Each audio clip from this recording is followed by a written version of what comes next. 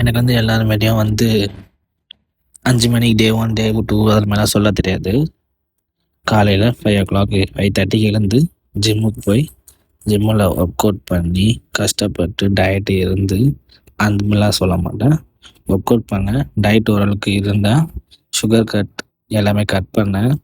அதுக்கப்புறம் என்னோடய பாடியை டிஷர்ட்டை ரிமூவ் பண்ணி ஒர்க் அவுட் பண்ண ஸ்டார்ட் பண்ணேன். ஃபோட்டோ எடுக்க ஆரம்பித்தேன். ஃபோட்டோவில் இம்ப்ரூவ்மெண்ட் தெரியும். திருப்பியும் டிஷர்ட்டை ஒர்க் அவுட் பண்ண ஸ்டார்ட் பண்ணேன். அப்படியே ஸ்டார்ட் பண்ணிகிட்டே இருக்கும்போது இன்னும் நல்லா இருக்குது நிறைய பேர் சொல்ல ஆரம்பித்தாங்க. அப்படியே காம்படிஷன் டைமிங் வந்தது. காம்படிஷனுக்கு டேன் தருவேன். டேனை வாங்கி டேன் தடவி காம்படிஷனில் ஏறினேன். வாட்டரை கட் பண்ணேன்.